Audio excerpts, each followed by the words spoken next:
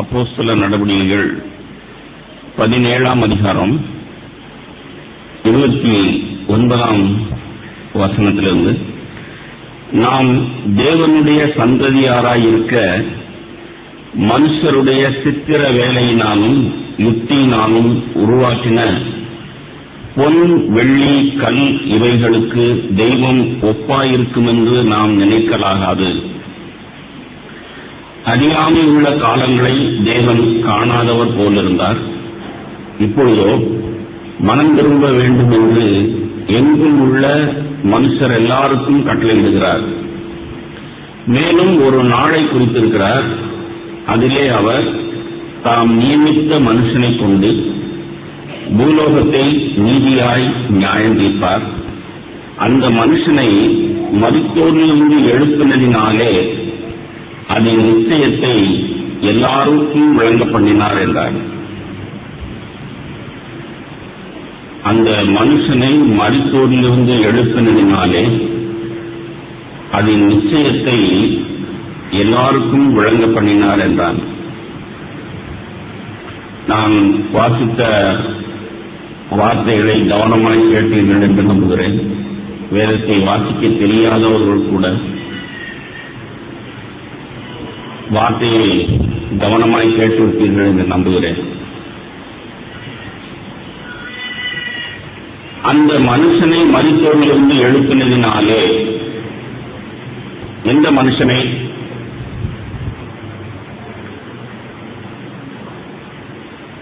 Bible கையில இல்லாதவங்க யாராவது சொல்லுங்க பார்ப்போம். ஏன்னா நீங்க கவனமா கேட்டீங்கிறதுக்கு ஆதாரமே தான். அந்த மனுஷனை மருத்துவரிலிருந்து எழுப்பினதினாலே அப்படின்னு வாசிக்கிறோம். எந்த மனுஷனை? எல்லாரும் பைபிளை கையில் வச்சிருக்கீங்களோ? ரைட், சரி. இயேசுவை மரித்தோரிலிருந்து எழுப்பினதினாலே அதன் நிச்சயத்தை எல்லாருக்கும் விளங்க பண்ணினார்னு எழுதியிருக்கு. எதன் நிச்சயத்தை?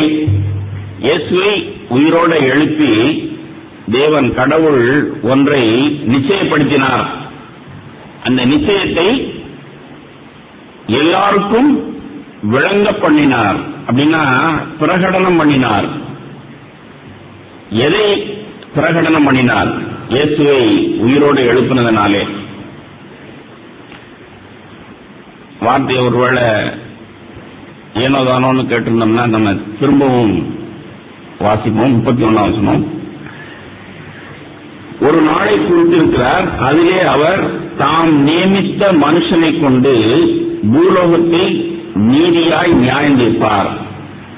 அந்த மனுஷனை மருத்துவரிலிருந்து எழுப்பினதினாலே அதன் நிச்சயத்தை எல்லாருக்கும் விளங்க பண்ணினார். இப்ப கேள்வி, எதன் நிச்சயத்தை இயேசுவை மருத்துவரிலிருந்து எழுப்பினதினாலே பிரகடனம் பண்ணினார்?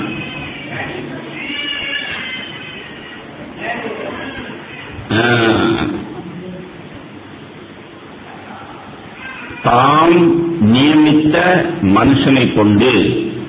யார் அந்த மனுஷன்? இயேசு கிறிஸ்துவை கொண்டு பூலோகத்தை நீதியாய் நியாயம் தீர்ப்பார். பூலோகம்னு சொன்னா ஏதோ கதை பேசின மாதிரி நீங்க இப்போ இந்த காலை வேளையில என்னை நியாயம் தீர்ப்பார் அப்படிங்கிற உணர்வு அடையணும்.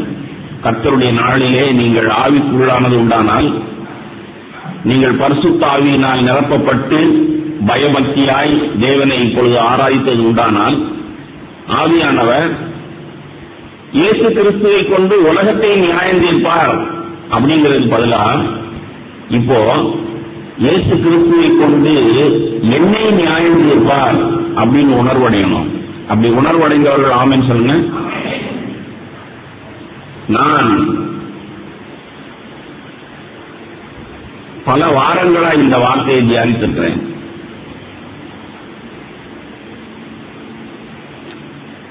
உங்களுக்கு தெரியுமா, கிறிஸ்தவமே இயேசு கிறிஸ்துவனுடைய மரணத்திலும் உயிர்த்தெழுதலும் தான் இருக்கிறது. ஆனா அதை விட்டுட்டு இன்றைக்கு பொய் கிறிஸ்தவம் மக்களை எல்லாத்தையும் கொண்டாடு. குழந்தை ஏறுது, அவளை தொட்டில போட்டு ஆட்களுக்கு ஒரு கூட்டம் இருக்கு. எந்த மத பிரிவினையையும் குற்றப்படுத்துவது என்னுடைய நோக்கம் இல்லை. ஆனா கிறிஸ்தவ உலகத்தில் இருக்கிற அவலத்தை சுட்டி காண்பிப்பது என்னுடைய கடமை. உங்களுக்கு தெரியும் யாருன்னு. டிசம்பர் மாசம் அடுத்த மாசம் வரப்போகுது. வந்த உடனே குளிரும் பனியும் கொட்டிலே என்ன பாட்டு தெரியல? ஆரீரோ ஆரீரோ ஆரீராரோ இயேசுவ தொப்பில போட்டு ஆற்றுறதுக்கு ஒரு கூட்டம் இருக்கு கிறிஸ்தவ உலகத்துல. உங்களுக்கு தெரியுமா, இயேசு கிறிஸ்துவனுடைய மரணமும் உயிர்த்தெழுதலும் தான் கிறிஸ்தவருடைய விசுவாசத்தின் அஸ்திவாரம். அல்லேலூயா. அவர் குளிர்ல பிறந்தாரு, மாட்டுத்தொட்டில பிறந்தாரு, குளிர்காலத்தில் இருந்தாரு.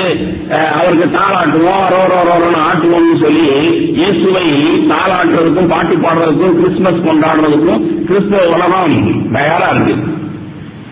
ஆனா இன்றைக்கு கர்த்தருடைய நாளிலே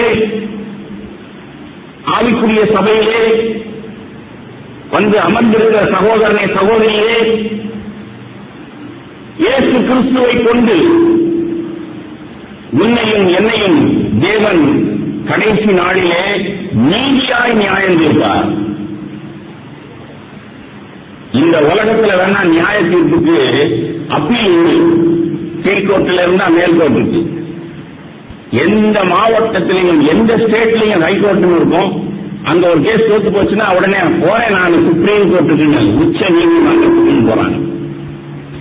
உச்ச நீதிமன்றத்தில் உள்ள தீர்ப்பு மாற்றணும், அது செல்லுபடியாகாதுன்னு சொல்லி பார்லிமெண்ட்ல நாங்க ஜனநாயக நாடு, கோடிக்கணக்கான ஜனங்கள் கூடி நாங்க பிரதிநிதிகளை நியமிக்கிறோம், நாங்க சொல்றதான் தீர்ப்பு.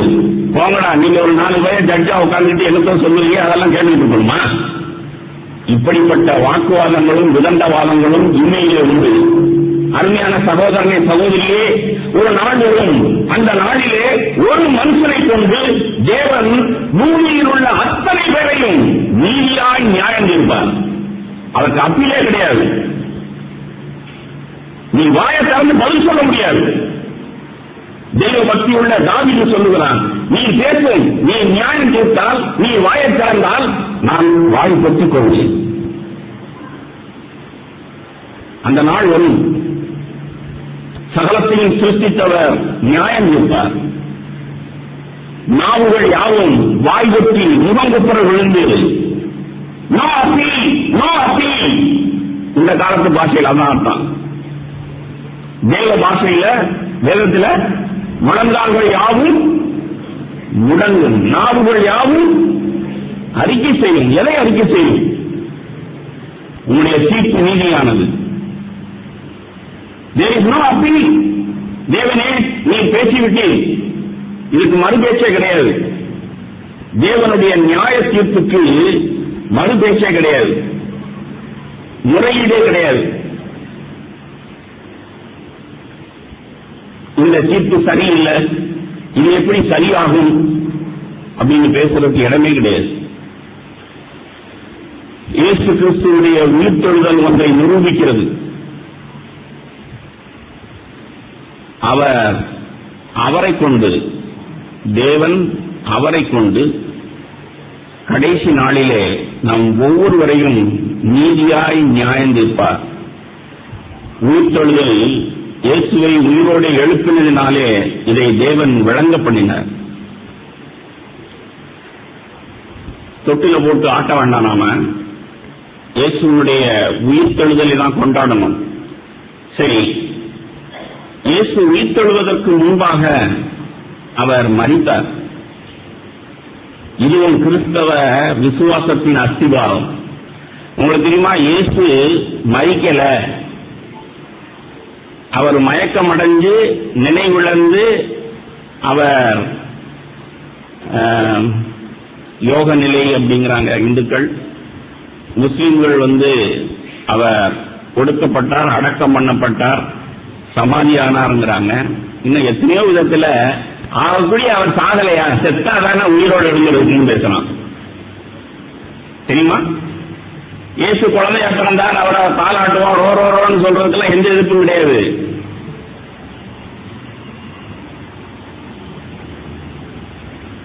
இயேசுவனுடைய மரணம், இயேசுவனுடைய உயிர்த்தெழுதல் இது ரெண்டும் தான் கிறிஸ்தவ வாழ்க்கையின் அஸ்திவாரம். இயேசுவனுடைய மரணம் நமக்கு என்ன செய்திருக்கிறது? இயேசுவனுடைய உயிர்த்தெழுதல் நமக்கு என்ன செய்திருக்கிறது? விசுவாசம் தான். நீங்க ரட்சிக்கப்பட்ட எத்தனை வருஷம் ஆகுது? ஆவிக்குரிய சபையில நாம் ரட்சிக்கப்பட்டவர்களுடைய கூட்டம் சொல்லி நாம் உட்கார்ந்திருக்கிறோம். அது நம்முடைய விசுவாசம். இயேசு கிறிஸ்து எனக்காக மரித்தார், இயேசு கிறிஸ்து உயிரோடே எழும்பினார். இது நம்மை என்ன செய்திருக்கிறது? உங்களுக்கு தெரியுமா, ஒரு விசுவாசம் நம்மளை பாதிச்சிருக்கணும். நம்மை பாதிக்காதது விசுவாசமே ஆகாது.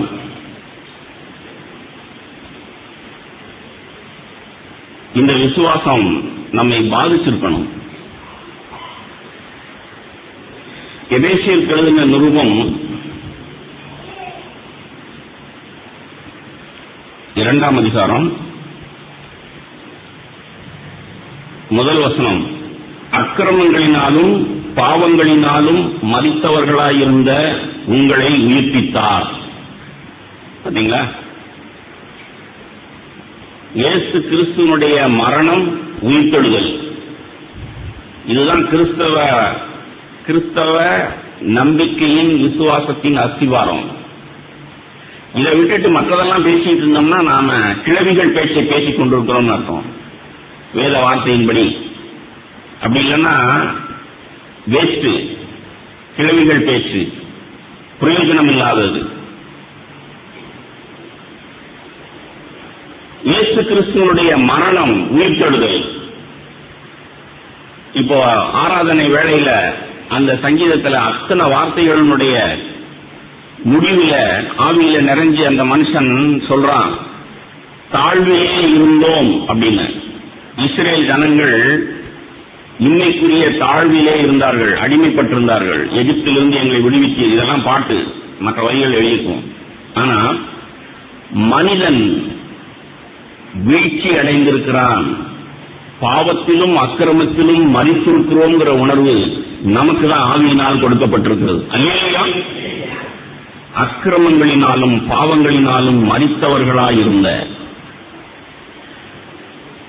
தாழ்விலே இருந்தேன் அப்படின்னு சொன்னா, இப்ப நீங்க இஸ்ரேல் ஜனங்களை போல, ஆமா நான் கஷ்டப்பட்டு இருந்தேன், கடனாளியா இருந்தேன், இப்ப நான் நல்லபடியா இருக்கிறேன், கஞ்சிக்கு இல்லாம இருந்தேன், இப்ப ஏதோ வயிறார சாப்பிடுறேன், ஓர வீட்டுல இருந்தேன், இப்ப நான் ஒரு கான்கிரீட் வீடு கட்டிட்டேன், இப்படின்னு இருந்தீங்கன்னா நீங்கள் ரொம்ப பரிதவிக்கப்படக்கூடியவர்கள். இயேசுடைய மரணம், உயிர்த்தெழுதல் இதற்காக அல்ல, இன்னைக்குரிய ஆசீர்வாதத்துக்காக அல்ல. பரிசுத்த ஆவியினாலே ஏவப்பட்ட பவுல் அக்கிரமங்களினாலும் பாவங்களினாலும் மரித்தவர்களாய் இருந்த உங்களை உயிர்ப்பித்தார். சரி, 4ஆம் வசனத்தில் பாருங்க, 4-5 வசனத்தில் பாருங்க. தேவனோ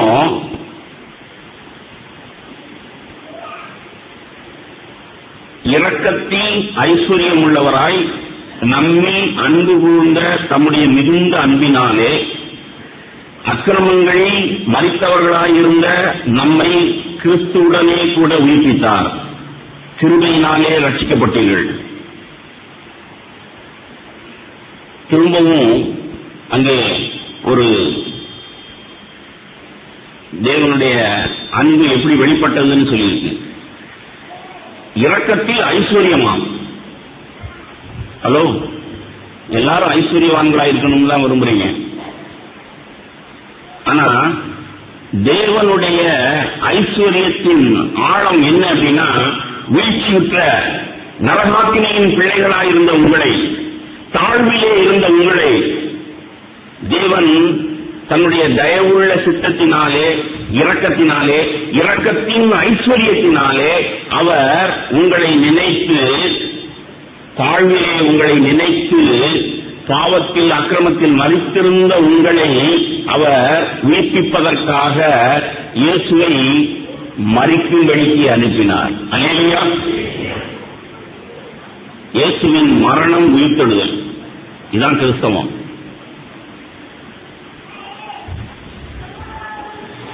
ஏழாம் வசனம், எபேசியர் 2:7.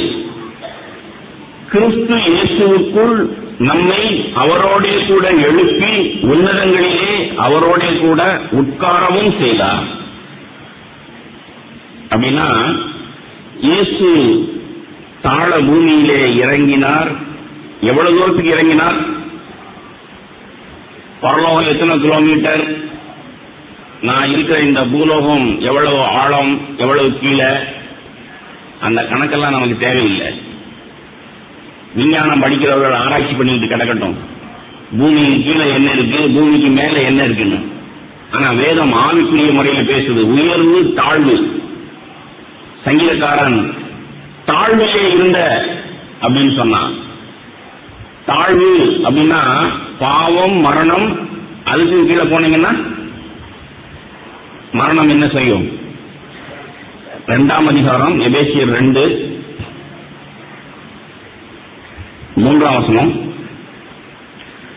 நாம் எல்லாரும் முற்காலத்திலே நமது மாம்ச இச்சையின்படியே நடந்து நமது மாம்சமும் மனசும் விரும்பினவைகளை செய்து சுபாவத்தினாலே மற்றவர்களைப் போல கோபாக்கினையின் பிள்ளைகளாயிருந்தோம்.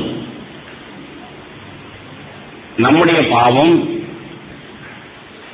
நம்முடைய வீழ்ச்சி, அது எவ்வளவு தூரத்துக்கு தாழ்வு அப்படின்னு சொன்னா, மரணம் அப்படின்னு சொன்னா, சரி மரணத்துக்கு பிறகு என்ன நமக்கு தெரியாது. இன்னைக்கு எல்லாரும் சோர்வடைந்தவர்கள், எல்லாரும் வாழ்க்கை சந்திக்க முடியாதவர்கள் எல்லாரும் ஒவ்வொரு நாளும் தற்கொலை பண்ணிக்கிறாங்க.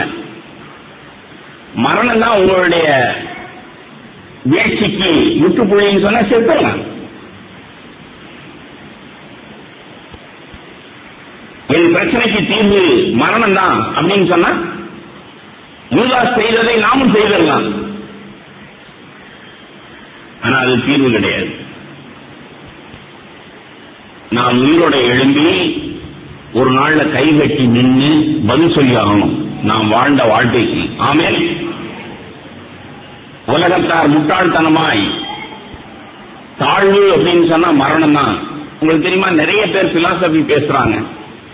இன்னைக்கு ஒழுக்கத்துக்கு நிறைய பேர் தத்துவம் பேசுறாங்க. நான் ஒரு இந்துவா இருந்தவன், நான் கிறிஸ்தவன் ஆகிறதுக்கு முன்பாக நான் படித்த தத்துவங்களை எல்லாம் கேட்டீங்கன்னு சொன்னா அது குப்பை இல்ல, அது என்னை கிறிஸ்துவனிடத்திலே நடத்தினதுன்னே சொல்லலாம். உதாரணமா பட்டினத்தார் பாடல்கள், சித்தர்கள் பாடல்கள், நிலையில்லாத அழியக்கூடிய இது. ஒமர் காயர் முஸ்லிம் மதத்தை சார்ந்த ஒரு பெரிய தத்துவ ஞானி, நான் படிச்சிருக்கிறேன். நீ காப்பி குடிக்கிற பீங்கான் கோப்பை அது யாருடைய மண்டை ஓட்டிலிருந்து வந்ததா இருக்கும்? அவ்வளவு உலகம் அழியக்கூடியது அல்லது அவ்வளவு நிரந்தரம் இல்லாதது.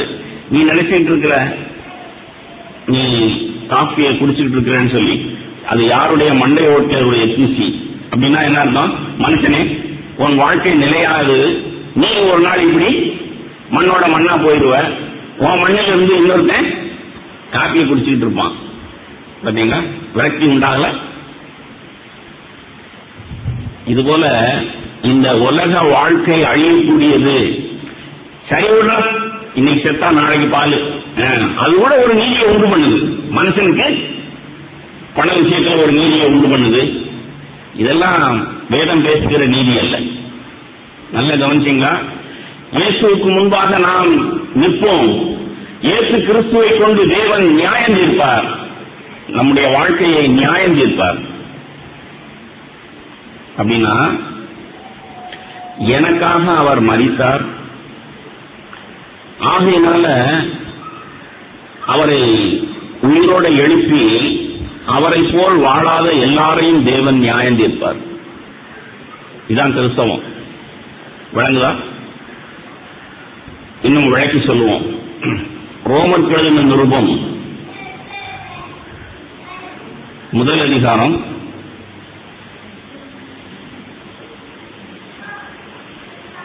8 சுவிசேஷம் என்னன்னு இந்த பவுல் சபைக்கு சொல்லும் பொழுது புத்தி சொல்றதை பாருங்க.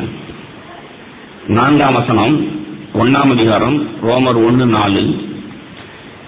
இயேசு கிறிஸ்துவை குறித்து தேவன் தம்முடைய தீர்க்கதரிசிகள் மூலமாய் பரிசுத்த வேதாகமங்களில் முன்னே தம்முடைய சுவிசேஷத்தை பற்றி வாக்குத்தத்தம் பண்ணினபடி கர்த்தராகிய இயேசு கிறிஸ்துவானவர் மாம்சத்தின்படி தாவீதின் சந்ததியில் பிறந்தவரும் பரிசுத்தமுள்ள ஆவியின்படி தேவனுடைய சுதனென்று மரித்தோரிலிருந்து உயிர்த்தெழுந்ததினாலே பலமாய் ரூபிக்கப்பட்ட தேவகுமாரனமாய் இருக்கிறார்.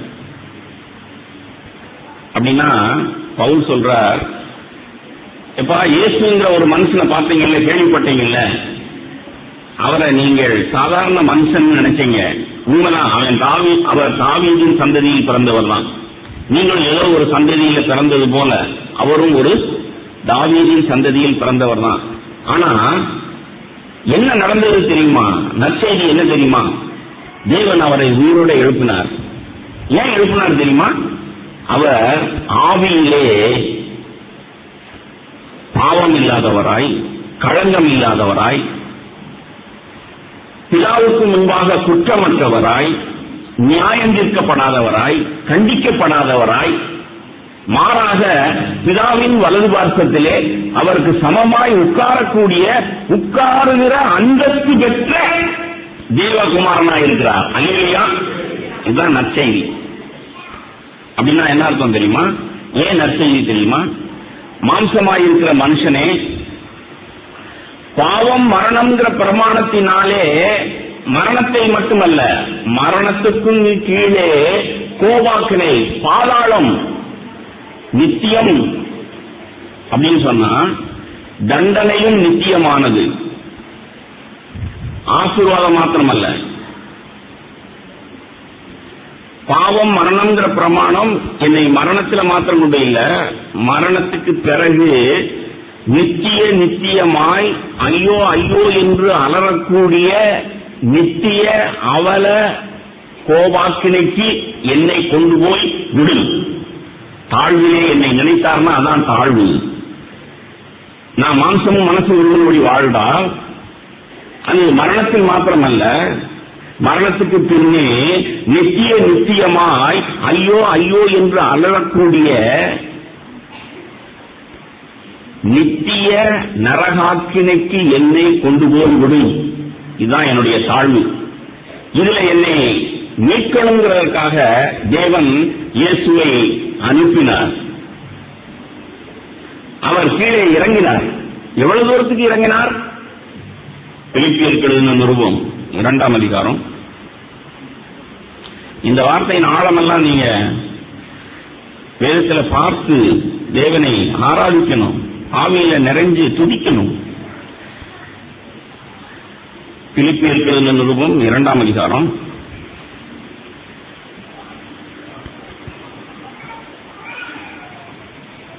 8ஆம் வசனம்.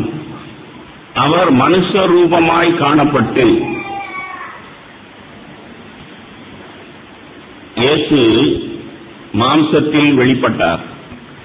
தேவன் மாம்சத்தில் வெளிப்பட்டார், இயேசுவாய் வெளிப்பட்டார். சரி, வார்த்தை, அந்த வார்த்தை மாம்சமானது. மாம்சமான அந்த வார்த்தை அல்லது தேவகுமாரன் மனுஷ ரூபமாய் காணப்பட்டு மரண பரியந்தம், அதாவது சிலுவையின் மரண பரியந்தமும் கீழ்ப்படிந்தவராகி தம்மை தாமே தாழ்த்தினார். ஆதலால் தேவன் எல்லாவற்றுக்கும் மேலாக அவரை உயர்த்தி இயேசுவின் நாமத்தில் வானோர் பூதலத்தோர் பூமியின் கீழானோருடைய முழங்கால் யாவும் முடங்கும்படிக்கு. வானோர் யார்? சரி, பூதலத்தோர் யார்? நாமல்ல. ஒருவேளை பூமியின் கீழே இருக்கிறவர்கள் யார்? இப்ப நாம இங்க சேஃபா இருக்கிறோம். பூமியின் கீழே நான் சொன்ன மாதிரி ஐயோ ஐயோ ஐயோ என்று நித்திய நரகாக்கினியிலே இருக்கிறவர்கள் அத்தனை பேருடைய முழங்கால்களும் ஒரு நாள் முடங்கி கர்த்தர் என்று இயேசுவை ஆராதிப்பார்களாம். அல்லேலூயா! எவ்வளவு பெரிய ரட்சிப்பு! இப்ப விளங்குதா உங்களுக்கு? கிறிஸ்தவத்தினுடைய அஸ்திவாரமே இயேசு கீழே இறங்கினார். மனுஷரை ரட்சிப்பதற்காக தாழ்விலே அவர் மரண பரியந்தம், சிலுவையின் மரண பரியந்தம் தம்மை தாமே தாழ்த்தி பாவத்தை சுமந்து தீர்த்து முற்றுப்புள்ளி வைத்து எல்லாம் முடிந்தது என்று சொன்னார். ஆகையினாலே தேவன் அவரை உயிரோடு எழுப்பி அவரை இப்போ உட்கார வச்சிட்டார். ஆனா நற்செய்தி எபேசியர்ல 2 என்ன வாசம்? திரும்ப அந்த வசனமெல்லாம் எடுக்க வேண்டாம். நற்செய்தி என்ன வாசம்? பாவத்திலும் அக்கிரமத்திலும் மரித்திருந்த நம்மையும் உயிர்ப்பித்தார். அல்லேலூயா! அவரை உட்காரவும், அவரோடு கூட நம்மை உட்காரவும் செய்திருக்கிறார். இப்போ நம்முடைய விசுவாசம் நம்மை பாதிக்கணும்னு சொன்னேன். எப்படி பாதிக்கணும்? நம்முடைய வாழ்க்கை எப்படி இருக்கணும்? இந்த பூலோகத்தில் வாழ்கிற உலக மக்களை போல இருந்தா என்னுடைய விசுவாசம் என்னை பாதிக்கலன்னு அர்த்தம். நான் சொன்னது போல இந்த பூலோக மக்கள் ஒரு ஆசீர்வாதத்தை தேடுறாங்க. உங்களுக்கு தெரியுமா, வியாதி வந்துச்சுன்னா ஒரு மனுஷன் சாவுக்கு பயந்து, ஐயோ இது என்னவா இருக்குமோ, கேன்சரா இருக்குமோ அப்படின்னு பயந்து ஏதாவது ஒரு கோயிலுக்கு வேண்டிக்கிட்டு பயபக்தி ஆயிடுறாங்க. மார்கழி மாசம் வந்துருச்சுன்னு சொன்னா உலகமே பக்திமயம் ஆயிருது. காவி கருப்பு கழுத்துல கிறிஸ்தவரோடும் பக்திமயமாகிறாங்க. எங்க போனாலும் கிறிஸ்துமஸ் ஆராதனை கொண்டாட்டம்.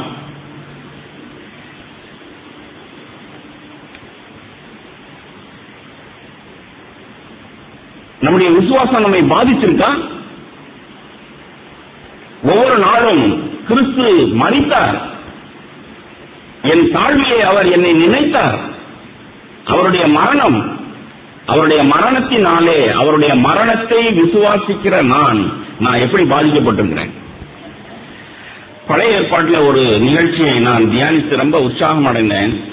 அதை சொல்லி உங்களை உற்சாகப்படுத்த விரும்புகிறேன். 2 ராஜாக்களின் புஸ்தகம்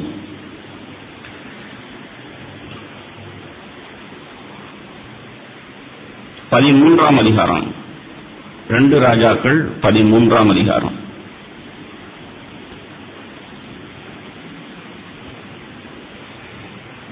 இங்கே ஒரு நிகழ்ச்சி இஸ்ரவேலின் ராஜா யோவாஸ் என்பவனுடைய காலத்திலே நடந்தது. யோவாஸ் என்கிற இஸ்ரவேலின் ராஜா காலத்திலே வாழ்ந்த தீர்க்கதரிசி யார் அப்படின்னா எலிசா. 13ஆம் வசனத்தில் பாருங்க. யோவாஸ் தன் பிதாக்களோட நித்திரை அடைந்த பின் யெரொபெயாம் அவன் சிங்காசனத்தில் வீட்டிருந்தான். யோவாஸ் சமாரியாவில் இஸ்ரவேலின் ராஜாக்கள் அண்டையே அடக்கம் பண்ணப்பட்டான்.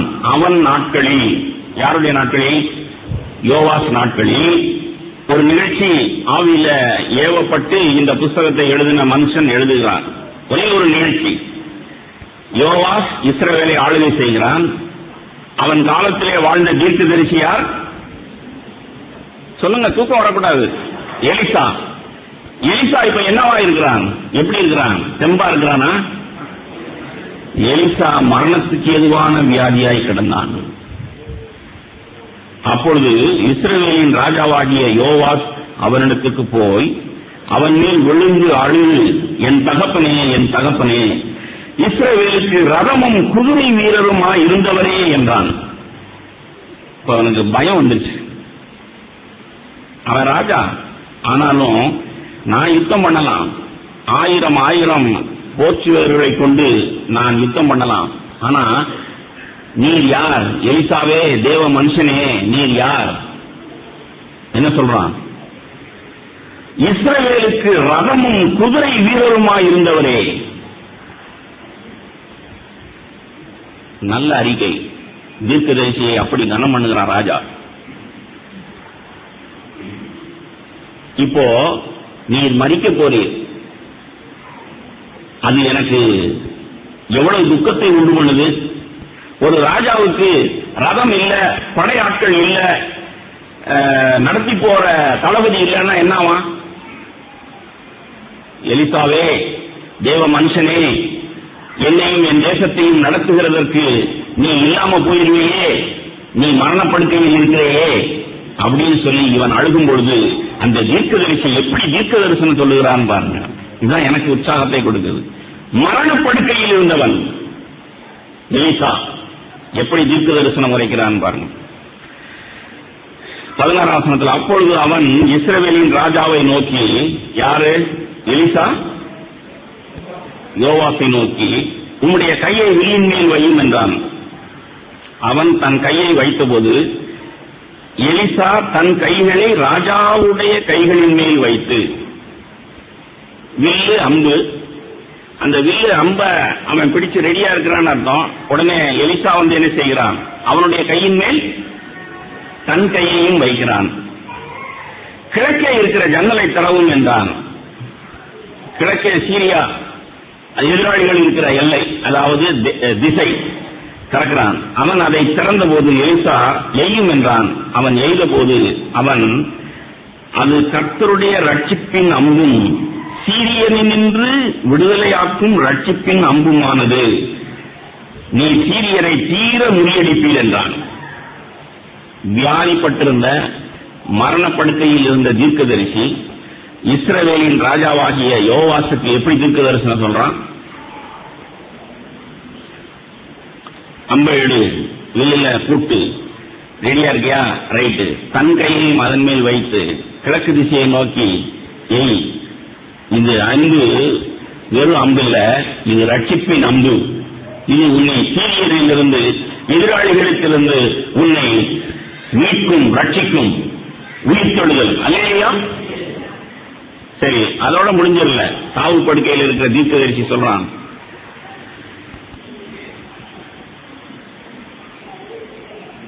18ஆம் வசனத்துல, அடுத்து பின்பு 2 ராஜாக்கள் 13ஆம் அதிகாரம் 18ஆம் வசனம், பின்பு அம்புகளை பிடியும் என்றான்.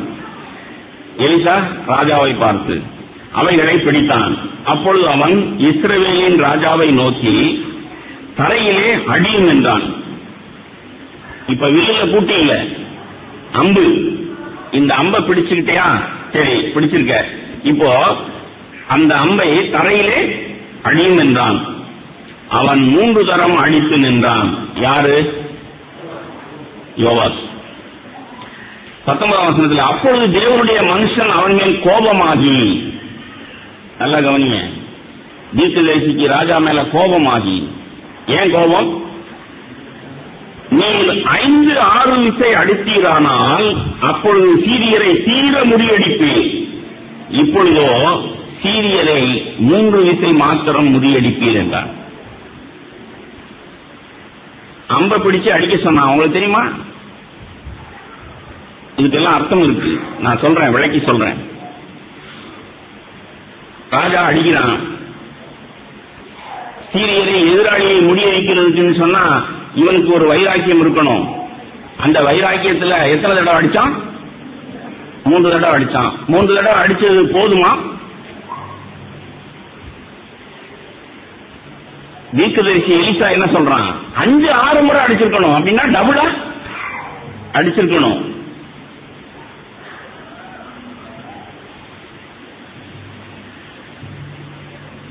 என்ன நடக்குதுன்னு பாருங்க.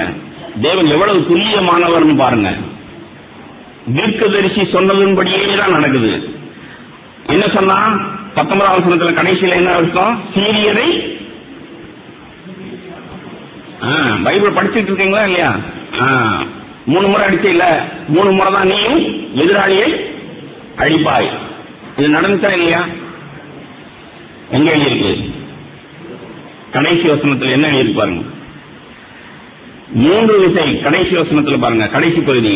3 விசை யோவாஸ் அவனை முறியடித்து இஸ்ரவேலின் பட்டணங்களை திரும்ப கட்டிக்கொண்டான். சரி சரி, ஏதோ 3 முறை அடிச்சான்லப்பா, 3 தடவை சீரியரை தோற்கடிச்சாச்சு இல்ல, வெற்றி தானே. இதுக்கே இவ்வளவு வருத்தப்பட்டுக்கிறீங்க? இல்ல, தேவ மனுஷர்கள் எலிசா தீர்க்கதரிசி கோபமானான். உங்களுக்கு தெரியுமா? கிறிஸ்துவனுடைய மரணமும் உயிர்த்தெழுதலும் எவ்வளவு பெரிய ரட்சிப்பை கொண்டிருக்கு நமக்கு அப்படின்னு சொன்னா, அதை நீங்கள் ஏனோ தானோன்னு சொல்லி நீங்கள் ஆமா இயேசு எனக்காக மரித்தார், பாவ மன்னிப்பு பெற்றனே, இயேசு எனக்காக மரித்தார், நான் தான் முழுக்க ஞானஸ்தானம் எடுத்துட்டனே, இயேசு எனக்காக மரித்தார், நான் தான் இப்போ ஒரு ஆவிக்குரிய சபையில நல்ல ஒரு சகோதரனா இருந்து 10ல் 1 பங்கு என்னையா தசமபாகம் என்னையா 10ல் 100க்கு 10 என்னையா 100க்கு 20, 30, 50, 70 கூட கொடுக்கிற மனுஷன் நீ இப்படி எல்லாம் ஆவிக்குரியவன் நினைச்சுக்கிட்டு இருந்தா கர்த்தர் உண்மையில் நம்பிக்கையாய் அல்லது உண்மையில் சந்தோஷமா இருப்பார் என்று நினைப்பீர்களா? தேவன் என்னோடு பேசினதை தான் உங்கள்கிட்ட பேசிக்கிட்டு இருக்கிறேன், உங்களை உணர்த்த விரும்புகிறேன். நம்ம எல்லாரும் பாவ மன்னிப்பு நிச்சயத்தை பெற்றவர்கள். வாலிப சகோதர சகோதரிகளே, நீங்கள் பாவ மன்னிப்பு நிச்சயத்தை பெற்று நீங்கள் ஞானஸ்தானத்தில் கீழ்ப்படிந்து ஆண்டவருக்கு என்று வாழணும்னு சாட்சி பகர்ந்தவர்கள். நல்லது.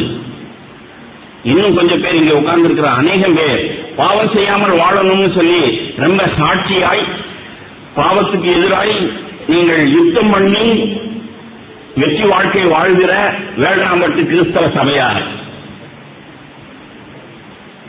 ஆனாலும் நீங்கள் அடித்தது 3 முறை தான் அடிச்சிருக்கிறீங்க. இயேசுனுடைய மரணம் உயிர்த்தெழுதலுக்கு இன்னும் எவ்வளவோ இருக்கு, டபுள் பங்கு இருக்கு.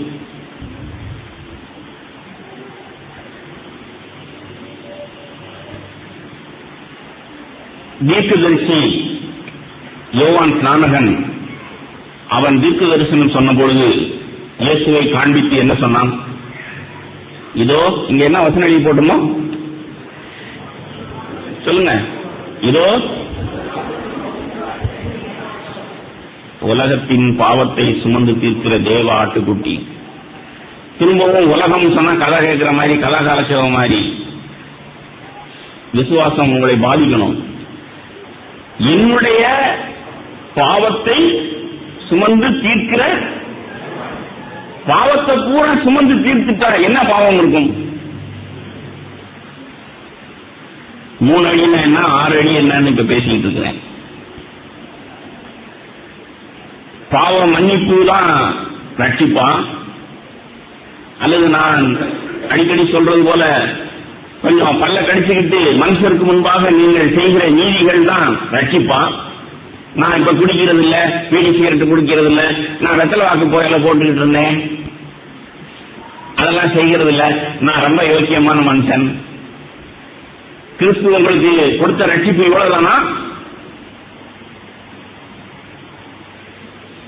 இதோ உலகத்தின் பாவத்தை சுமந்து தீர்க்கிற தேவ ஆட்டுக்குட்டி. தீர்த்துட்டா என்ன இருக்கு? எனக்கு இருக்கிற சவால் தான். இந்த பகுதியை தியானித்த போது ஆண்டவர் எனக்கு உணர்த்தினது தான், வைராக்கியமாயிரு.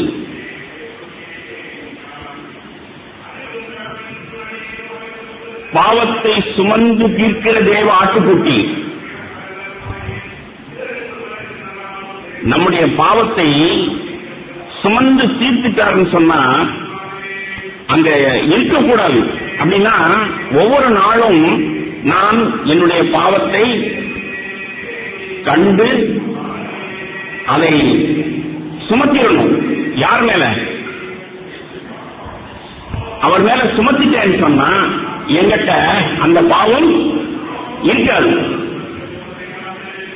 இயேசு கொண்டு வந்த ரட்சிப்பு என்ன அப்படின்னு சொன்னா, பாவம் என் மாம்சத்திலே வாசமாயிருக்கிற பாவம். பெருமையாயிருக்கலாம், பொருளாசையாயிருக்கலாம், சுயநலமாயிருக்கலாம். இதெல்லாம் ஒவ்வொரு நாளும் நம்முடைய மாம்சத்தில் நாம் வாசமாயிருக்கிற பாவமாய் கண்டு சுமத்த வேண்டிய பாவம். நீங்க பீடி சிகரெட்டை விட்டு எத்தனை வருஷம் ஆகுது? இன்னும் நீங்க போராடிக்கிட்டு இருக்கீங்களா? அல்லது குடியை விடுவதற்கு நீங்கள் போராடி கொண்டிருக்கிறீங்களா? யோசித்து பாருங்க. நீங்கள் விட வேண்டிய பாவம் ஒவ்வொரு நாளும் உங்கள் மாம்சத்திலே நீங்கள் கண்டு, ஓ நேற்று தாழ்மையா இருந்தேன், ஆனா இன்றைக்கு நான் பெருமையா இருக்கிறதை நான் பார்க்கிறேன். என் குடும்ப சூழ்நிலையில நேற்று நான் சுயநலமான மனுஷனா இருக்கிறதை நான் உணர்ந்தேன். ஒருவேளை சுயநலத்தை கண்டு நான் மனம் திரும்பி குணப்பட்டு இணக்கமாய் வாழ்ந்தேன், புருஷனோடு, மனைவியோடு, பிள்ளைகளோடு. ஆனா இன்றைக்கு திரும்பவும் நான் என்னுடைய மாம்சத்திலே வாசமாய் இருக்கிற பாவத்தை பார்ப்பேன். வெளிச்சத்தில் நடக்கிற ஒவ்வொருவரும் நாம் நம்முடைய பெருமை, நம்முடைய சுயநலம் இதையெல்லாம் நாம பார்ப்போம். பார்த்து நாம் இயேசுவினிடத்தில் அந்த பாவங்களை நாம் சுமத்தணும். ஏன்னா இயேசுனுடைய மரணம் என்ன நமக்கு கொண்டு வந்திருக்கு? இயேசுனுடைய மரணம் நம்முடைய பாவங்களை சுமந்து தீர்க்கிற தேவ ஆட்டுக்குட்டி அப்படின்னு சொன்னா, நம்முடைய பாவங்களை அவர் சுமந்து தீர்க்கிறார். அப்படின்னா அந்த பாவம் ஒவ்வொரு நாளும் என்னுடைய மாம்சத்தில் நான் கண்டு கண்டு அதை தீர்க்கணும், அதை சுமத்தணும்.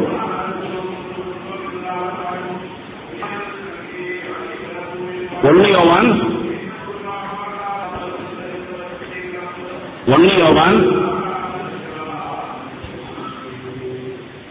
3ஆம் அதிகாரம்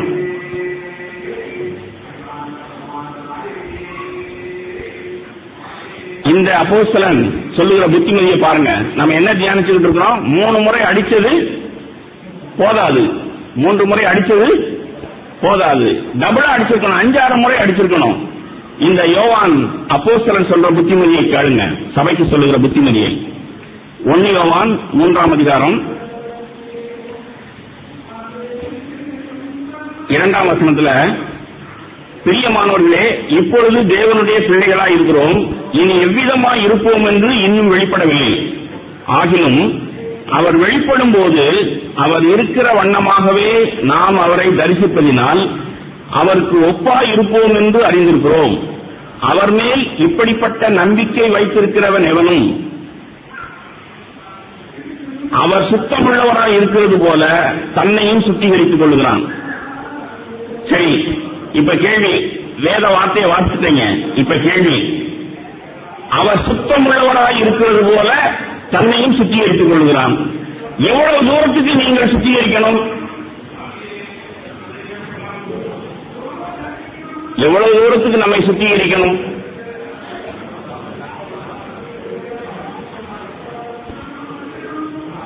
சரி, ஆபரேஷன் தியேட்டர்ல ஆபரேஷன் பண்ணணும்னு சொன்னா, என் பாஷையில பேசுறேன், இப்ப இந்த இடத்த கூட தான் நம்ம கழுவி சுத்திகரிச்சிருக்கிறோம். அதனாலதான் இங்க சபை கூடுறோம். நேற்று சாயங்காலம் வந்து பார்த்திருந்தீங்கன்னு சொன்னா இது மண்ணு காடா இருக்கும், இங்க யாரும் இப்படி உட்கார முடியாது. எத்தனை முறை சுத்தம் பண்ணாங்க? அந்த சுத்தம் பண்ண டீம்களுக்கு தான் தெரியும். எத்தனை தடவை ஆசிட் போட்டாங்க, எத்தனை தடவை ஃபினாயில் போட்டாங்க, எத்தனை தடவை அவர்கள் செய்தாங்கன்னு சொல்லி. சரி, இதுவரைக்கும் இதை சுத்தம் பண்ணி இருப்பாங்கன்னு நினைக்கிறீங்க? சுத்தமாகிற வரைக்கும். அதே போல இங்க அவர் சுத்தமுள்ளவராக இருக்கிறது போல தன்னை சுத்திகரித்துக் கொள்வான். எதுவரைக்கும் நாம் சுத்திகரிக்கணும்?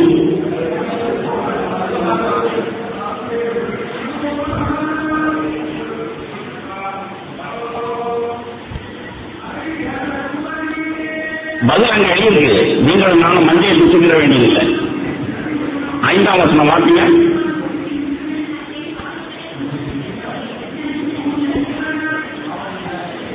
அவரிடத்தில் பாவம் இல்லை. அப்போ நான் எதுவரைக்கும் என்னுடைய வாழ்க்கையில என்னை சுத்திகரிக்கணும்?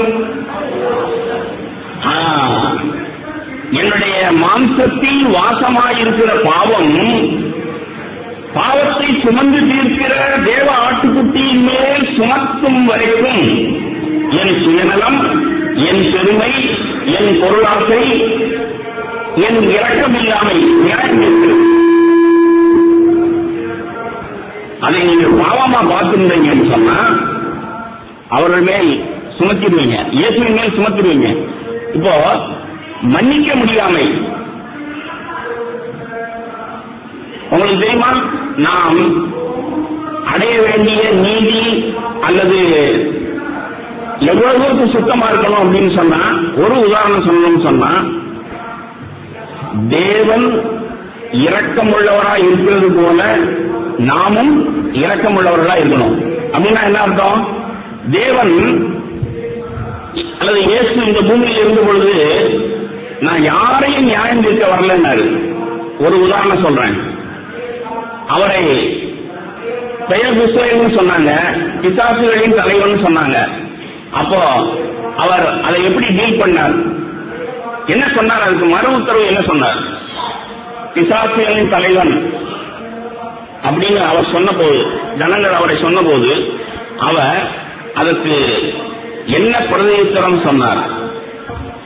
பிசாசுகளின் தலைவன் இயேசுவை மற்றவர்கள் சொன்னபோது இயேசு சொன்ன மறு உத்தரம் அல்லது அவர் எப்படி அதை சமாளித்தார், என்ன பிரதியுத்தரம் சொன்னார் அப்படின்னு சொன்னா, மனுஷகுமாரனுக்கு விரோதமாய் சொல்லுகிற எதுவும் உங்களுக்கு மன்னிக்கப்படும். இப்போ என்னுடைய பாவத்தை அவர் மேல சுமந்துட்டேன்னு சொன்னா, அல்லது அவருடைய நீதி எனக்கு வந்துருச்சுன்னு சொன்னா, நான் எவ்வளவு தூரத்துக்கு என்னை சுத்திகரிக்கணும்னு சொன்னா, என்னுடைய வாழ்க்கையில யாராவது ஒருவர் எனக்கு விரோதமா ஒவ்வொரு நாளும் எனக்கு விரோதமாய் பாவம் செய்துட்டு தானே இருப்பாங்க. ஆமே, பஸ்ல ஏறும் போது நச்சுன்னு காலம் மிதிச்சிடறான் யாரோ ஒருத்தன், சாரிங்க அப்படின்னு சொல்லுவார். நீங்க என்ன பதில் சொல்றீங்க? சாரி மட்டும் சொல்லிடுவேன், பார்த்து நடக்க தெரியல, கண்ணு பொட்டையா உனக்கு, இப்ப நீங்க மன்னிச்சிருக்கீங்களா? இயேசு மறுபடியும் சொன்ன மாதிரி நீங்க சொல்றீங்களா?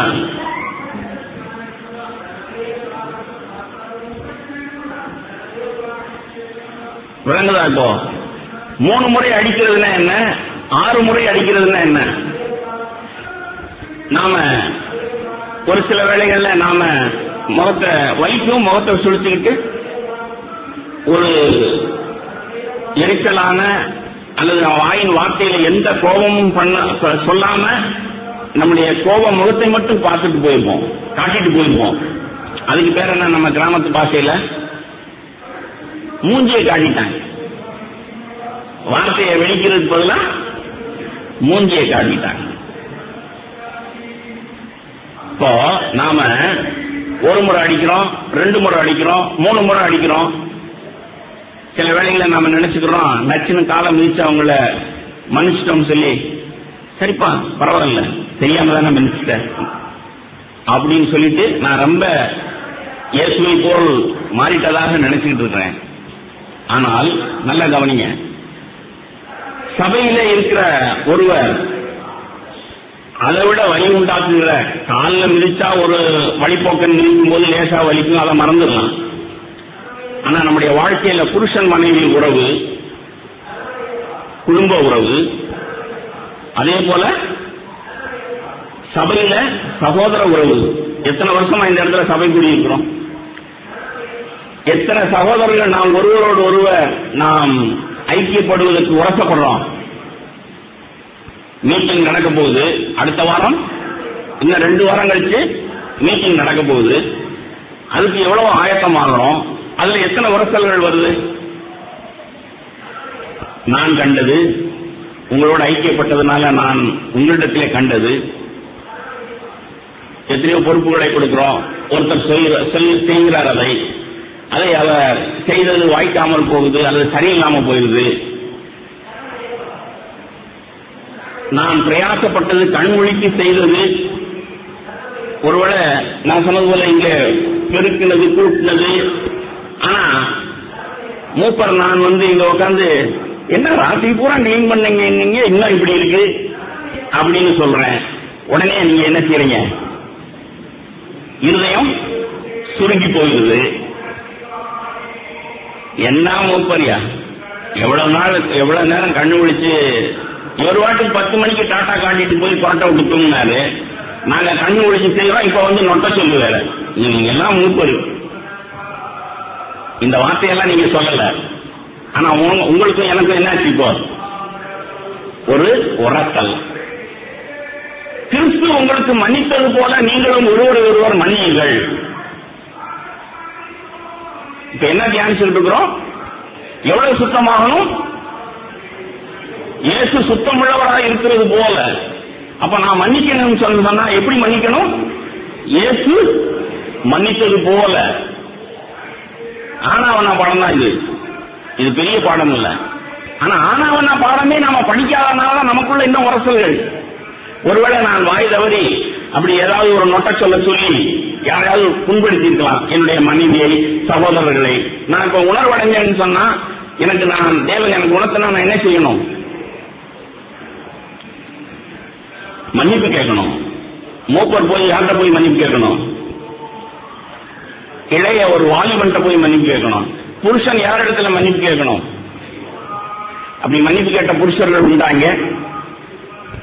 உங்கள் வார்த்தையினால மனைவியை ஒரு நொட்ட சொல்லிட்டீங்க. உங்களுடைய வார்த்தை தொக்குன்னு கொட்டின மாதிரி ஆயிடுச்சு. சரி சகோதரிகள், நீங்கள் புருஷனை நீங்க வாயை திறக்காமலே புண்படுத்த முடியும். மகா கில்லாடிகள் நீங்க வாயை திறக்க வேண்டியதில்லை. யோபுவின் மனைவி வாயை திறந்து அவனை நோகடிக்க செய்தாங்கிறது சரித்திரம். ஆனா புது உடன்படிக்கையில நீங்க வாயவே திறக்க வேண்டியதில்லை. வாயை திறக்காமலே புருஷனுடைய மனதை நோகடிக்க முடியும். அதெல்லாம் உங்களுக்கே தெரியும்.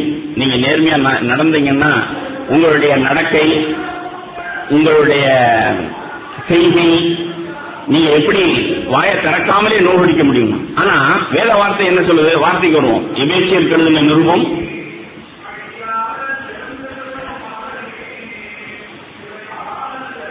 5ஆம் அதிகாரம்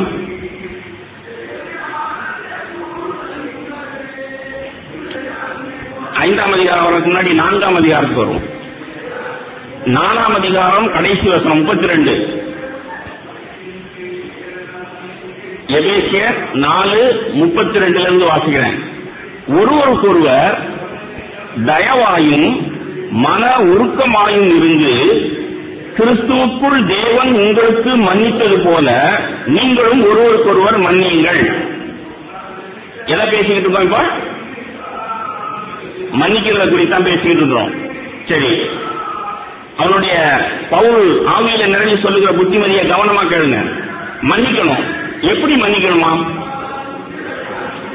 ஆதலால், அடுத்த வசனம் எபேசியர் 5ஆம் அதிகாரம் 1 வசனம். ஆதலால் நீங்கள் பிரியமான பிள்ளைகளைப் போல தேவனை பின்பற்றுகிறவர்களாகி கிறிஸ்து நமக்காக தம்மை தேவனுக்கு சுகந்த வாசனையான காணிக்கையாகவும் பலியாகவும் ஒப்புக் கொடுத்து நம்மில் அன்பு கூறுவது போல நீங்களும் அன்பிலே நடந்து கொள்ளுங்கள். இப்ப எவ்வளவு தூரத்துக்கு சுத்திகரிக்கணும் விளங்குதான். நம்ம ஆகாயத்தில் சிலம்பம் பண்ணக்கூடாது. அவர் சுத்தமுள்ளவராய் இருக்கிறது போல நாம் நம்மை சுத்திகரிக்கணும். அவர் இரக்கமுள்ளவராய் இருக்கிறது போல, அவர் பூரண சற்குணராய் இருக்கிறது போல நீங்களும் பூரண சற்குணராயிருங்கள். இதெல்லாம் நம்மை பாதிக்கணும். இயேசுடைய மரணம் இப்படி அவரை விசுவாசித்திருந்தோம்னா, இயேசுடைய மரணம் நம்மை பாதிச்சிருந்ததுன்னு சொன்னா இப்படி பாதிக்கணும். எப்படி? நமக்காக தம்மை தேவனுக்கு சுகந்த வாசனையான காணிக்கையாகவும் பலியாகவும் ஒப்புக் கொடுத்து, சொன்னது போல பிசாசுகளின் தலைவன் போல, அதான் பிசாசெல்லாம் ஓடுது. ஆண்டவரை இப்படி குற்றம் சொன்னாங்க, ஆண்டவரை அப்படி விமர்சித்தார்கள். அப்போ அவர்கள் அப்படி பேசினதுக்கு ஆண்டவர் என்ன செய்தார்? என்ன சொன்னார் அவர்? இவர்கள் அறியாமல் செய்கிறார்கள், இவர்களை மன்னியும். அது சிலுவையில சொன்னார் மரிக்கும் போது. ஆனா அவர்களை பார்த்து, மனுஷகுமாரனுக்கு விரோதமாய் நீங்கள் எதுவும் பேசலாம், ஆனா தயவு செய்து தேவனுக்கு விரோதமாய், பிதாவுக்கு விரோதமாய் மாத்திரம் பாவம் செய்யாதிருங்கள் சொன்னார். நீங்களும் நானும் குடும்ப வாழ்க்கையில எப்படி நடக்கணும்,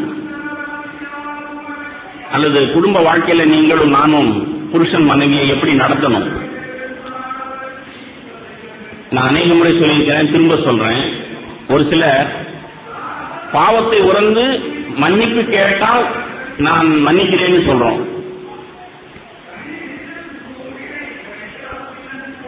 பாவத்தை உணர்ந்து மன்னிப்பு கேட்டா மன்னிக்க தயார். ஆனா மனம் திரும்பல, உணர்வு இல்ல, என்கிட்ட மன்னிப்பு கேட்கல, ஆகையினால நான் மன்னிக்கல.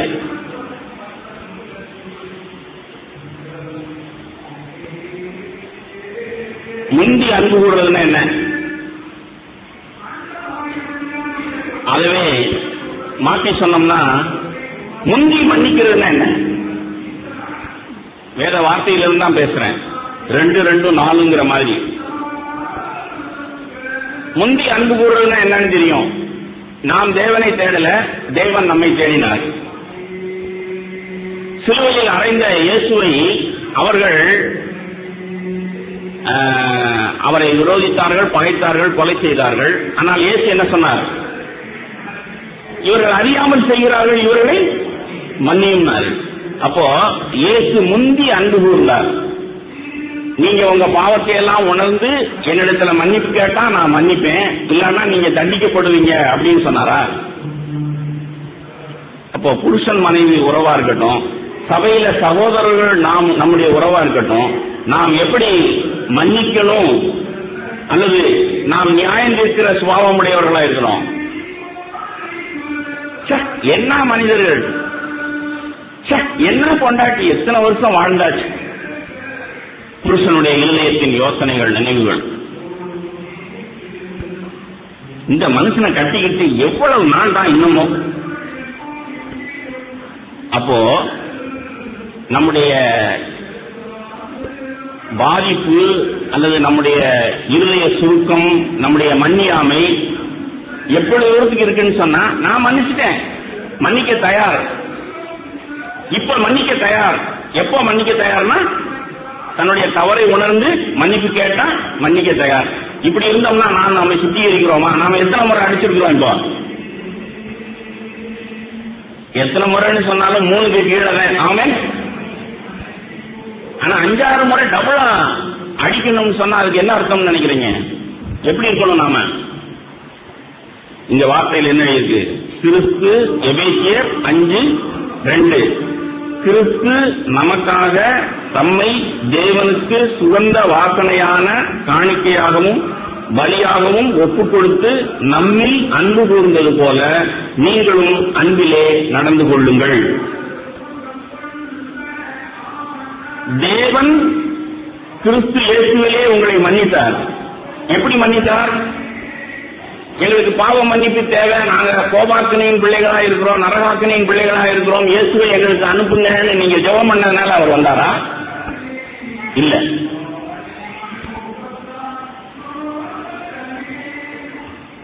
முந்தி அன்பு கூர்ந்தார் அவர்.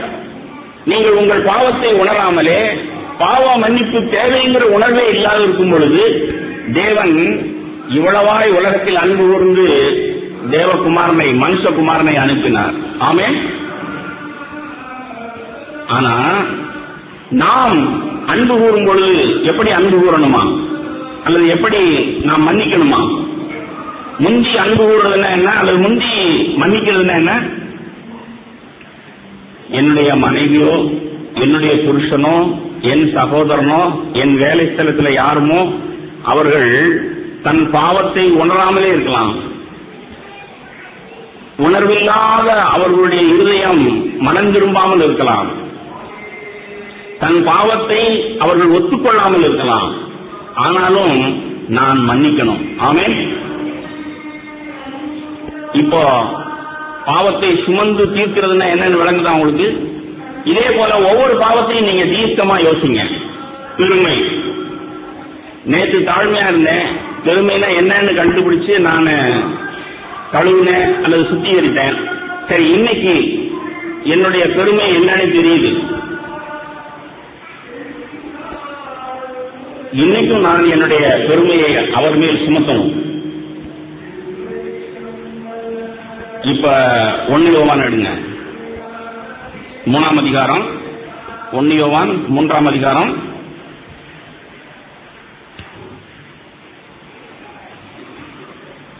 5ஆம் வசனம். 1 யோவான் 3ஆம் அதிகாரம் 5ஆம் வசனம். அவர் நம்முடைய பாவங்களை சுமந்து தீர்க்க வெளிப்பட்டார் என்று அறிவீர்கள். அவரிடத்தில் பாவம் இல்லை.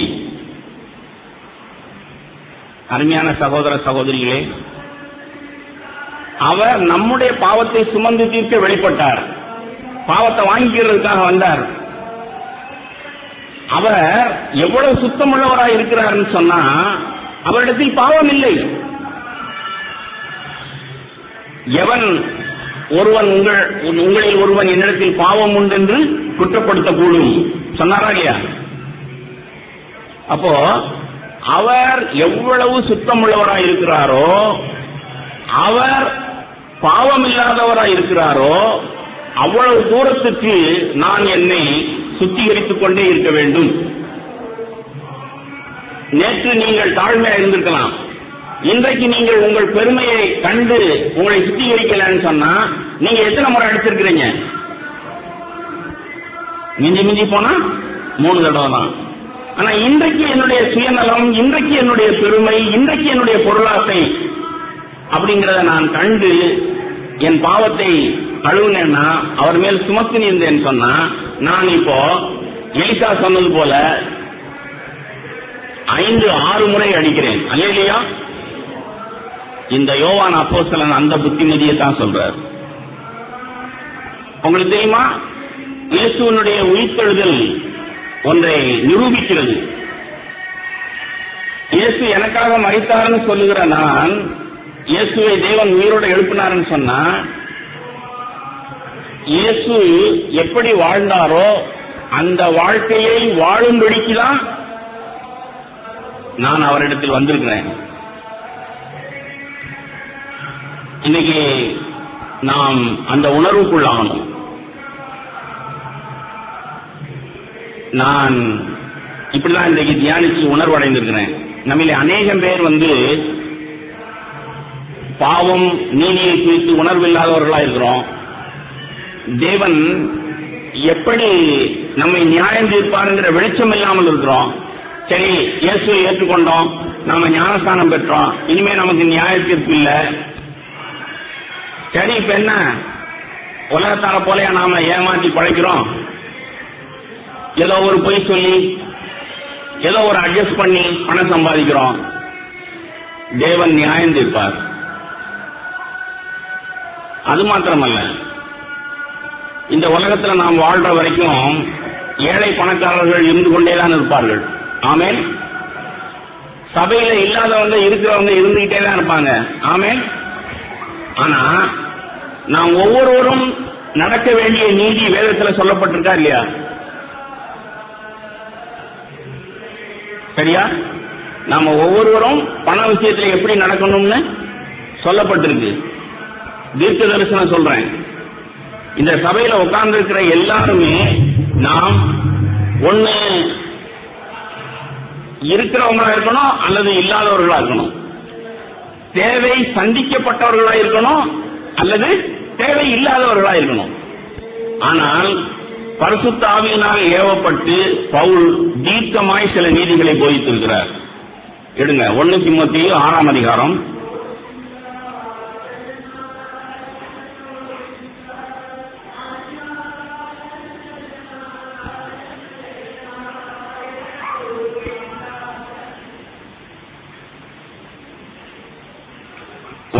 தீமோத்தேயு 6ஆம் அதிகாரம் 10ஆம் வசனம். பண ஆசை எல்லா தீமைக்கும் வேறாயிருக்கிறது. சிலர் அதை இச்சித்து விசுவாசத்தை விட்டு வழுவி அநேக வேதனைகளாலே தங்களை உருவ குத்திக் கொண்டிருக்கிறார்கள். நீயோ தேவனுடைய மனுஷனே, பவுல் தீமோத்தேயுக்கு சொல்ற வார்த்தை 1 தீமோத்தேயு 6:11 வாசிக்கிறேன். நீயோ தேவனுடைய மனுஷனே, இவைகளை விட்டு ஓடி நீதியையும் தேவ பக்தியையும் விசுவாசத்தையும் அன்பையும் பொறுமையையும் சாந்த குணத்தையும் அடையும்படி நாடு. இப்ப தீமோத்தேயு தில்லுமுள்ளு பண்ணி சம்பாதிச்சுட்டு இருந்திருப்பாரா? பண ஆசையை விட்டு வெளியோடுனா என்ன அர்த்தத்துல சொல்றாரு பவுல்? பொய் சொல்லி தொழில் செஞ்சிருப்பாரா தீமோத்தேயு? ஆனா இங்க வார்த்தையில நீயோ தேவ மனுஷனே பொருளாசையை விட்டு விலகி ஓடு, நித்திய ஜீவனை பற்றிக்கொள். இப்ப பவுல் திமோத்தியை எத்தனை முறை அடிக்க சொல்ற சொல்லுங்க? பவுல் திமோத்தியை எத்தனை முறை அடிக்க சொல்ற? 3 தடவை அடிச்சது பத்தாது. நீ பொருளாசையை விட்டு உன்னை கழுவி சுத்திகரித்தது பத்தாது. சரி, இதே நிருபத்தில் பாருங்க, இருக்கிறவன் இல்லாதவன் எல்லாரும் எப்படி நடக்கணும்னு வேத வார்த்தை தெளிவா எழுதி 17ஆம் வசனம் பாருங்க. 1 தீமோத்தேயு 6ஆம் அதிகாரம் 17ஆம் வசனம். இவ்வுலகத்திலே ஐஸ்வர்யம் உள்ளவர்கள் இருமாப்பான சிந்தை உள்ளவர்களாயிராமலும் நிலையற்ற ஐஸ்வர்யத்தின் மேல் நம்பிக்கை வையாமலும் நாம் அனுபவிக்கிறதற்கு சகல நன்மைகளையும் நமக்கு சம்பூர்ணமாய் கொடுக்கிற ஜீவனுள்ள தேவன் மேல் நம்பிக்கை வைக்கவும் நன்மை செய்யவும் நற்கிரியைகளில் ஐஸ்வர்யவான்களாகவும் தாராளமாய் கொடுக்கிறவர்களும் உதாரண குணம் உள்ளவர்களாய் இருக்கவும் நித்திய ஜீவனை பற்றிக் கொள்ளும்படி வருங்காலத்திற்காக தங்களுக்கு நல்ல ஆதாரத்தை புத்திசமாக வைக்கவும் அவர்களுக்கு கட்டளையிடு. அப்போ இருக்கிறவன் அவனுக்கு தேவையே இல்லை, இருக்கிறவன் எப்படி நடக்கணுமா? கடைசி பகுதியை தான் நான் உங்களுக்கு when you have money what you should do, கடைசி பகுதியை தான் நான் உங்களுக்கு வாசிக்க விரும்புகிறேன். எது? வருங்காலத்திற்காக தங்களுக்கு நல்ல ஆதாரத்தை பொக்கிஷமாக வைக்கவும் அவர்களுக்கு கட்டளையிடு. இயேசு சொன்ன வார்த்தை உங்களுக்கு ஞாபகம் வருதா? இந்த வார்த்தையை வாசிக்கும் போது, பவுலுடைய வார்த்தையை வாசிக்கும் போது இயேசு சொன்ன ஒரு வார்த்தை உங்களுக்கு ஞாபகம் வருதா?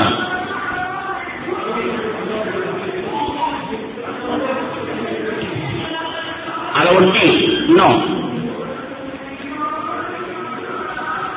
நல்ல ஆதாரத்தை பொக்கிஷமாக வைக்கவும்.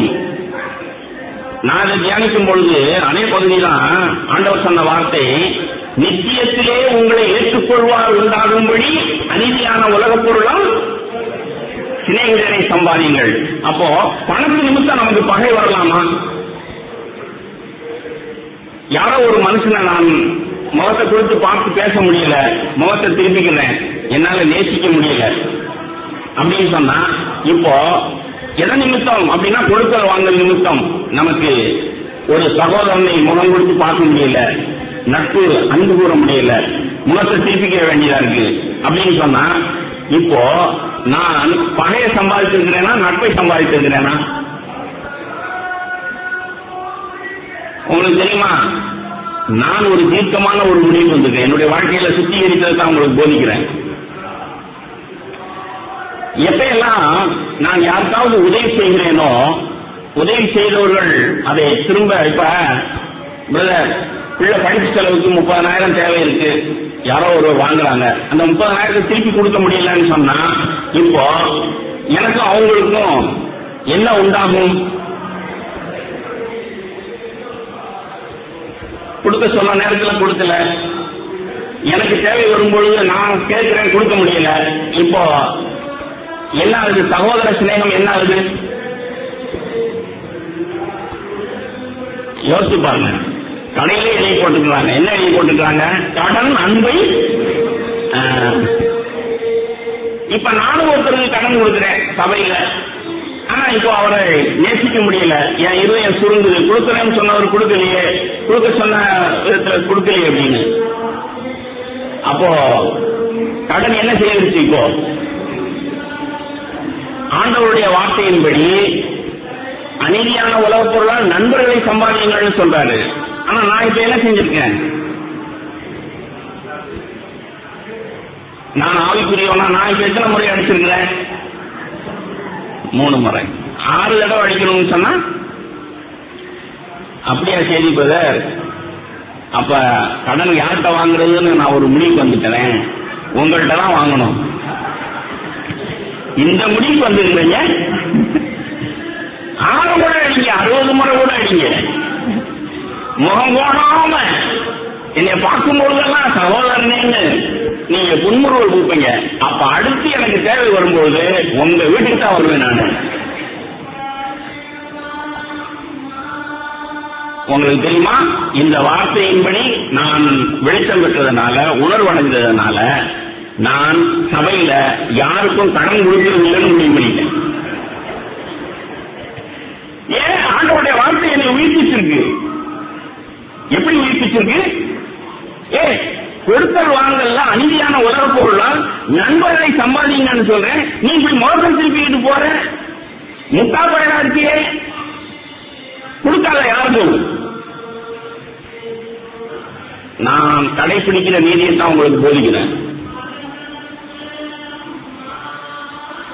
சரி, இதுதான் கிறிஸ்தவமா பிரதர்? நல்ல கவனிங்க.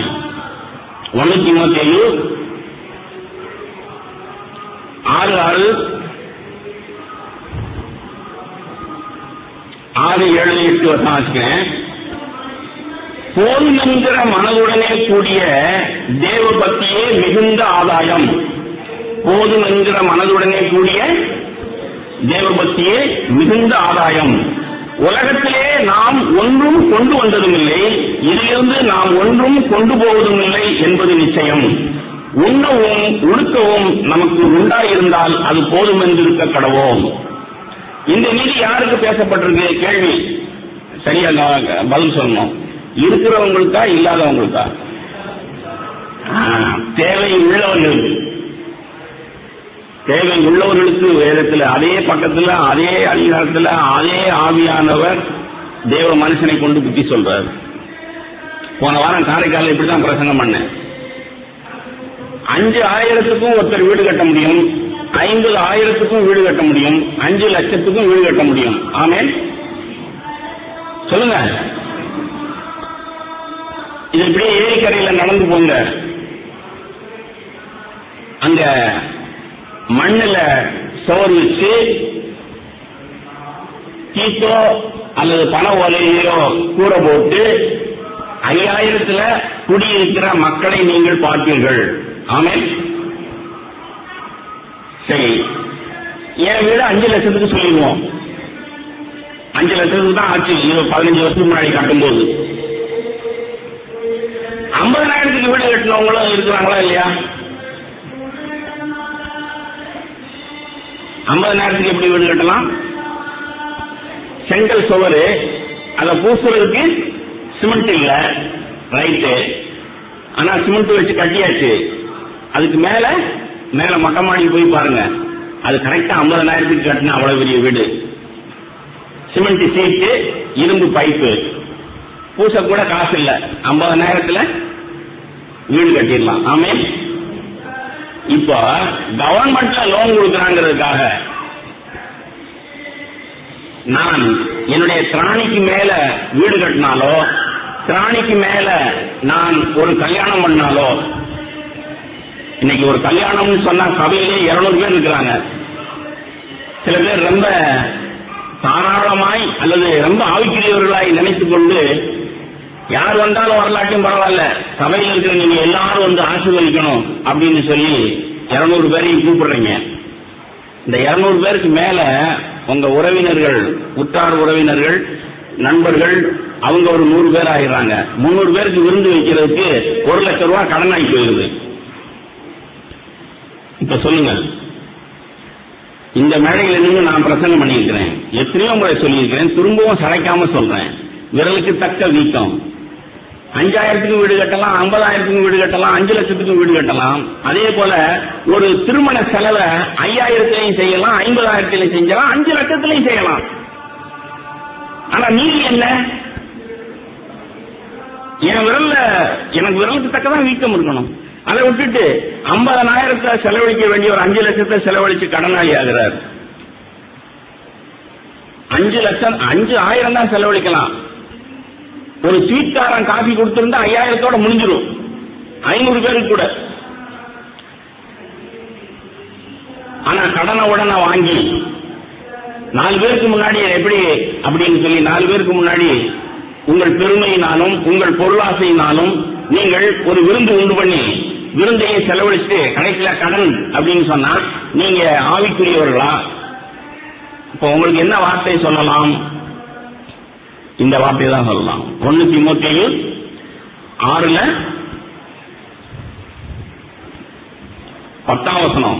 பண ஆசை எல்லா தீமைக்கும் வேறாய் இருக்கிறது. இந்த பண ஆசைங்கிறது நீங்க நினைக்கிற மாதிரி ஏதோ நான் எதுக்கு ஆசைப்பட்டேன், ஒண்ணுக்கும் ஆசைப்படல. ஆனா நீங்கள் உங்களுடைய பண ஆசை எப்படி இருக்குன்னு நீங்க பார்க்கணும்னா, அதாவது கண்ணில் காண்கிறதையெல்லாம் நாம் அடையணும்னு விரும்புறோம். அதான் பிரச்சனை. 4 பேருக்கு முன்பாக மரியாதையா இருக்கணும்னு நினைக்கிறோம். அதான் நம்முடைய பிரச்சனை. தேவனுக்கு முன்பாக நான் நீதிமானா? தேவன் என்னை நியாயம் இருக்கும்போது நான் நீதிமானா இருப்பேனா? உங்களுக்கு தெரியுமா, கரையா போன ஒரு பிரசங்கத்தில் இப்படியே பண்றாரு. இயேசு வருவார், எல்லாரையும் சீசர்களை எல்லாம் கூட்டிட்டு போவார். ஒருவேளை நீங்க அவரோட பறந்துகிட்டு இருக்கும் போது கீழே இருந்து ஒருத்தன் ஆண்டவர்கிட்ட சொல்றான்னு வச்சுக்கோங்க, எப்படி வாங்கின காசை கொடுக்கல, எனக்கு இவர் கொடுக்க வேண்டியிருக்கு. அப்படியாப்பா, அதான் அப்படியா செய்தி அப்படிங்கிறத கொடுத்துட்டு வாப்பா அப்படின்னு சொல்லி விட்டுட்டு போயிடுவார். இதுதான் நீதி. இப்ப வழங்குதா? இயேசு கிறிஸ்துவை கொண்டு தேவன் நியாயம் தீர்ப்பாருன்னு சொன்னா இயேசு கிறிஸ்துடைய நீதியை பாருங்க. அதை தியானிச்சு உற்சாகம் அடையணும். நான் உற்சாகம் அடைஞ்சிருக்கிறேன். சிலுவையிலே தொங்கும் பொழுது தன் அம்மாவுக்கு செய்ய வேண்டிய கடமையை தன் சகோதரனிடத்தில் இதோ உன்னுடைய தாய் ஏற்றுக்கொள் என்று சொல்லி கடனில்லாதவராய் அவர் போனார். அப்படின்னா நான் என்ன விசுவாசிக்கிறேன் தெரியுமா? நான் என்ன விசுவாசிக்கிறேன்னா, சிலுவைக்கு போக போறேன், நான் மறிக்க போறேன், என் தாயை நான் ஒண்ணுமில்லாமல் விட்டுட்டு போகக்கூடாது அப்படிங்கிறதுக்காக ஒருவேளை இயேசு யோவான் சாணகன் மார்பிலேயே சாய்ந்திருந்தவன் அவனிடத்துல சொல்லியிருப்பார், take care of my mother சொல்லியிருப்பார். அவனும் சந்தோஷமா ஏற்றுக்கொண்டு வந்திருப்பான்.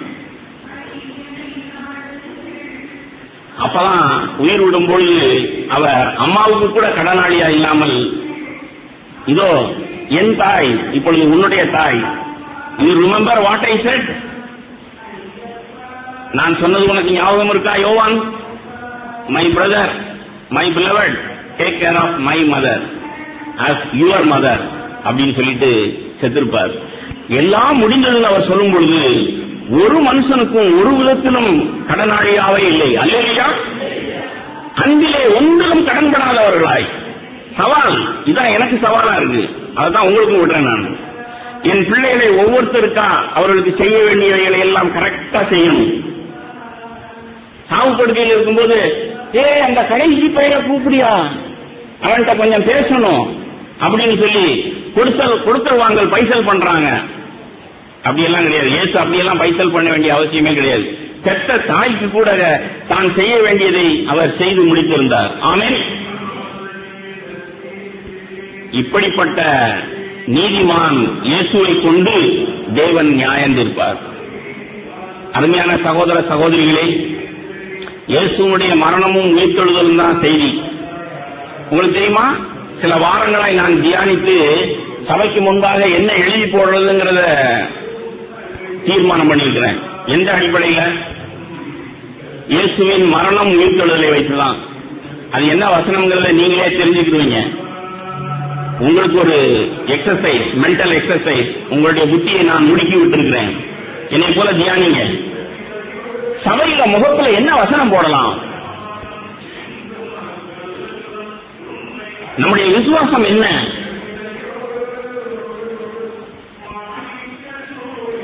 இயேசுவினுடைய உயிர்த்தெழுதல் ஒன்றை நிரூபிக்கிறது. தேவன் உலகத்தை நீதியாய் நியாயம் தீர்ப்பார். இன்னைக்கு அநேகம் பேர் சபையின் முகப்புல என்ன எழுதி போடுறாங்க? உங்கள் துக்கம் சந்தோஷமாய் மாறும். ரொம்ப ஆறுதலா இருக்குல்ல? சரி, அதற்காக நாம இப்படி எதிர்மறையாய் ஒன்னை செய்கிறவர்கள்ங்கிறதுல கிடையாது. என்னுடைய பாயிண்ட்டுக்கு வர்றேன். மேல அப்படி எழுதியிருக்கும், ஆனா அதுக்கு கீழே என்ன எழுதியிருக்கும் தெரியுமா? பாவம் அறியாத அவர் நமக்காக பாவமானார். இயேசுனுடைய மரணம் அப்படின்னா என்ன அர்த்தம்? தேவனுடைய வார்த்தை ரொம்ப துல்லியமானதுங்க, ரொம்ப அக்யூரேட். நான் சொன்னது போல 3 தடவை அடிச்சு இல்ல, 3 தடவை உன் எதிராளியை ஜெயிப்ப. தேவனுடைய வார்த்தை, அவர் நமக்காக பாவமானார், பாவத்தை சுமந்து தீர்க்க வெளிப்பட்டார். அப்படின்னா என் பாவத்தை பூரா அவற்றை சுமத்திடலாம். இப்பொழுது கிருபையின் காலம். என் பாவத்தை எல்லாம், பொருளாசை, பெருமை, சுயநலம், ஒவ்வொரு நாளும் கண்டு கண்டு அவற்றை சுமத்திடலாம். இப்படி கிருபையை பயன்படுத்தலன்னு சொன்னா ஒரு நாள் வரும், அந்த நாளிலே உயிர்த்தெழுந்த ஆண்டவருக்கு முன்பாக போய் கைகட்டி நிற்கணும். அப்போ தேவன் இயேசு கிறிஸ்துவை கொண்டு நம்ம எல்லாரையும் நியாயந்திருப்பார். என்ன செய்யறது, உலகத்துல எனக்கு நிறைய தேவை இருந்தது, நான் பிள்ளை ஊட்டிக்காரன் அப்படின்னு ஆண்டவர்கிட்ட நான் போய் சொன்னேன்னா, உனக்கு எத்தனை பிள்ளைகள்டா? 5 பிள்ளைகள். எனக்கு எத்தனை பிள்ளைகள் தெரியுமா? 12 பிள்ளைகள்.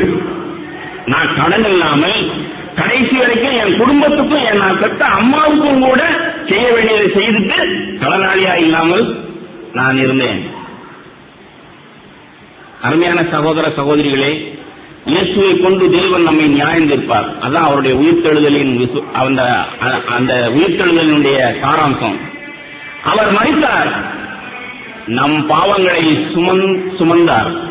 நான் இப்போ அவர் மேல சுமத்திடலாம். இந்த கிருபை, இந்த சத்தியம், இது ஒன்றை ஒன்று சந்திக்கும். இப்ப கிருபையின் காலம். அவருடைய மரணத்தை நாம் சுமந்து திரிய முடியும். பாவ மன்னிப்பு மாத்திரமல்ல, பாவத்திலிருந்து விடுதலை மாத்திரமல்ல, வாசமாக இருக்கிற பாவத்தையும் அவர் மேல் சுமத்த முடியும். பாவமான அவர் நமக்காக பாவமானாரே. ஒரு நாள் வரும், அந்த நாளிலே இயேசு கிறிஸ்துவை கொண்டு தேவன் என்னை நியாயம் தீர்ப்பார். அப்போ அவர் பரிசுத்தமுள்ள ஆவியின்படி நீதியுள்ளவராய் விளங்கப்பட்டது போல நீங்களும் நானும் நீதிமான்களாய். There is nothing to condemn, there is nothing to judge. நியாயம் தீர்க்கிறதுக்கு ஒன்றுமில்லை, ஆக்கினைக்கு ஒன்றுமில்லை. நீதிமான் கடைசி வரைக்கும், சாகும் வரைக்கும். ஒருத்தத்தையும் ஒன்றிலையும் கடன்படாமல், கொடுத்து வாங்கல மட்டுமல்ல, அன்பிலே கூட கடன்படாதவர்களாய் வாழ்ந்து முடித்தாய், முந்தி அன்பு கூர்ந்தாய். வா பிதாவினால் ஆசீர்வதிக்கப்பட்டவனே, பிதாவின் வலது பார்சத்திலே என்னோடு உட்காருன்னு சொல்லி உட்கார சொல்லுவார். அல்லேலூயா. இந்த சுவிசேஷத்தை விசுவாசிப்போமா? விசுவாசித்து சாத்தானை வெட்டப்படுத்துவோம், தேவனை மகிமைப்படுத்துவோம். அல்லேலூயா.